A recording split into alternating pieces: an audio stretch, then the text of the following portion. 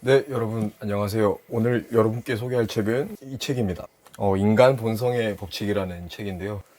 저자는 총 18개 주제로 인간 본성의 법칙에 대해서 설명하고 있습니다. 저자가 인간 본성에 대해 하고 싶은 말이 많았는지 다양한 사례와 그리고 저자의 필력이 더해져서 무려 800페이지가 넘는 아주 두꺼운 책입니다. 인간 본성의 법칙에 대해서 알고 나면 우리 삶을 지배하는 부정적인 패턴에 대해서 이해를 하게 되고 그런 부정적인 패턴에 빠져서 좋지 못한 결과로 나아가는 것을 조금 방지할 수 있을 것 같고요. 더불어 조금 더 차분해지는 그런 결과가 있지 않을까 생각합니다.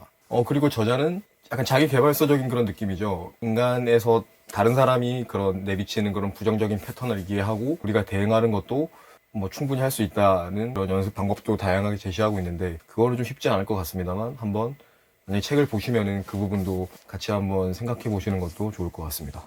저자에 따르면 인간 본성이란 거는 수백만 년 동안 우리가 진화를 하면서 우리 몸에 자연스럽게 각인된 그런 것이라고 합니다.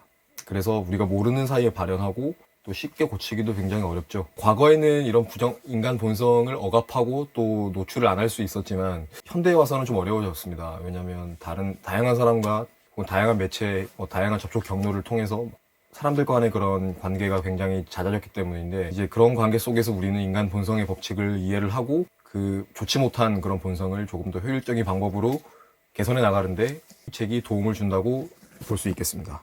제가 이번에 소개할 것은 이런 다양한 인간 법칙 중에서도 우리가 삶을 살아가는데 생활하는 데서 조금 도움이 될 만한 그런 핵심적인 몇 가지만 추려보고요. 그리고 다양한 사례나 이런 것도 직접 한번 책을 읽어보시는데 좀 가이드가 됐으면 좋겠습니다. 먼저 1장은 비이성적 행동의 법칙입니다. 인간은 늘 비이성적인 존재라는 것인데요. 그래서 이 저자가 이제 이런 비이성적인 행동을 극복하는 방법으로 나를 지배하는 감정을 극복해야 한다고 합니다. 굉장히 단순한데 이성은 타고날 때부터 가지고 있는 그런 사고방식이 아니라고 저자는 말합니다. 그래서 이성이란 건 늘 끊임없이 훈련을 하고 그리고 우리가 이성적인 사고를 하기 위해서 노력을 할 때 그때 이성이 발휘된다고 말합니다.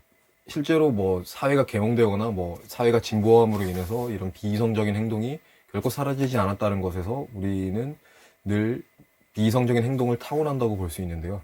그래서 저자는 이제 이런 비이성적인 사고 방식을 통해 발생한 그런 실패의 원인을 이게 외부가 아닌 인간 내부에서 찾아야 한다고 말합니다.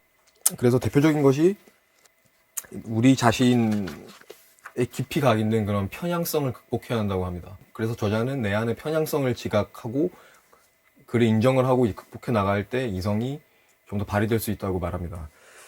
편향이라고 하면 대표적인 게 바로 이제 확증 편향이죠. 우리가 보고 싶은 것만 계속 보고 그 보고 싶은 것을 통해서 우리 주장을 계속 강화해 나가는 그런 게 바로 확증 편향인데 그 외에도 확신 편향이라던가 다양한 그런 편향의 사례를 소개를 하고 있습니다.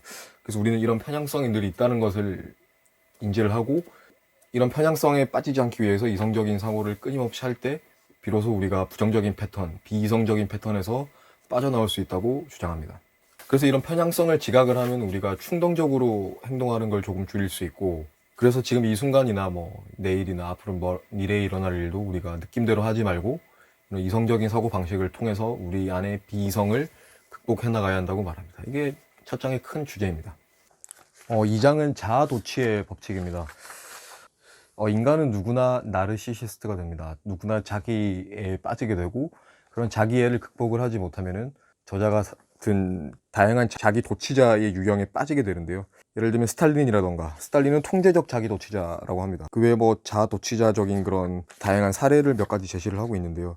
그냥 상대의 기분을 잃는 그런 건강한 자기 도취자가 바로 우리가 나아가야 할 그런 성격의 패턴이라고 할 수 있겠는데요. 그래서 우리 인생의 최대 과제가 나 안의 감수성을 주는 것을 내가 아닌, 내 안이 아닌 타인에 의해서 발휘되는 그런 게 우리 인생의 최대 과제라고 합니다. 그럴 때 이제 우리는 타인을 더 잘 이해할 수 있게 되고 우리만의 가지고 있는 그런 부정적인 사고방식에 빠지지 않게 되기 때문에 조금 더 실수를 줄이거나 더 개선된 해결책을 내는데 도움이 된다고 하고 있습니다. 즉 감수성이 내 안이 아닌 그런 타인을 향해서 가게 될 때 이제 우리는 타인에 대해 공감을 하게 될 수 있겠죠. 그리고 타인을 더 잘 이해하게 되면 이제 우리는 스트레스를 줄이고 여러 관계에서 오는 긴장감도 극복할 수 있다고 주장합니다. 이런 자아도취의 법칙에 빠지지 않고 내 안의 그런 공감 능력을 타인에 의해서 발휘되는 거는 결국 타인의 그런 생각 속에 들어가 봐야겠죠. 그래서 우리는 늘 타인의 그런 감정을 생각할 수 있는 그런 기회가 많지만 늘 항상 우리 자신의 자기에 빠져 있기 때문에 그런 타인을 이해하는 그런 공감 능력을 발휘하는 게 어렵다고 합니다. 그래서 나이가 들고 20대가 되면서 이제 타인의 생각 속에 한번 공감하는 능력을 아마 그때부터 좀 많이 길러지는 것 같습니다. 그래서 그런 타인의 머릿속에 들어가서 타인을 이해를 하고 공감을 하는 그런 사람만이 뭐 훌륭한 리더가 된다거나 훌륭한 예술가적 자질, 뭐 문학가적 자질을 발휘하고 고위 관료가 된다던가 그런 성공하는 그런 길에도 큰 영향을 준다고 합니다. 결국 뭐 나 자신만을 그런 생각하는 게 아닌 그런 나에게 줄 애정을 타인에게 주는 그런 게 중요하다고 이 장에서는 말하고 있습니다. 그리고 이것이 우리의 최대 과제 중 하나라고 주장하고 있네요. 그 다음은 이제 4장입니다. 4장은 강박적 행동의 법칙이라고 제목이 되어 있는데, 이런 강박적 행동에서 벗어나기 위해서는 성격의 유형을 잘 파악을 해야 한다고 합니다. 인간은 결코 같은 행동을 한 번만 하지 않는다고 하는데요. 어떤 부정적인 패턴이 특히 여러 번 반복되고 그런 패턴이 여러 번 반복되는 걸 잘 관찰했을 때 그게 결국 그 사람의 특정한 성격을 구분짓는 그런 요소라고 합니다. 사람은 결국 성격 때문에 부정적인 패턴에 빠지게 되고 따라서 자기 자신과 상대의 성격을 이해하는 것을 이 삶의 최대 과제로 삼아라고 합니다. 그래서 사장이 굉장히 저자가 힘주어 말하고 있는 그런 주장의 내용이 많은데, 결국 인생에서 계속 재발하는 패턴, 주로 어떤 부정적인 패턴을 잘 점검해라. 그래서 그런 부정적인 패턴을 극복을 해야지 우리가 인간 본성이 가지고 있는 그런 부정적인 그런 법칙에서 벗어날 수 있고 개선된 삶을 살아가는데 필요하다고 주장합니다. 그리고 나아가서 이런 걸 상대 성격을 읽는 기술까지 잘 개발을 해야 한다고 합니다. 내 자신의 성격을 이해하고 더불어 타인이 어떤 성격을 가지고 있는지에 대해 잘 관찰을 해서 그 타인의 성격에 맞게 이제 앞에서 말씀드린 것처럼 뭐 배려한다던가 공감한다던가 하는 능력을 가질 때 이제 인간 본성의 그런 부정적인 패턴 법칙을 회피할 수 있다고 말합니다. 긍정적으로 포장한 파괴적 유형의 사람들이라는 그런 예시를 소개를 하고 있는데, 뭐 지나친 완벽주의자라던가 어떤 그칠 줄 모르던 반항아적 기질, 모든 게 인신공격이라던가 뭐 떠벌이라던가 아첨꾼, 뭐 응석바지 왕자공주님 등등 어떤 겉으로만 또 성인 군자인 그런 사람들, 긍정으로 포장된 그런 유형을 잘 파악을 해야 우리가 또 피해를 입지 않는다고 말합니다.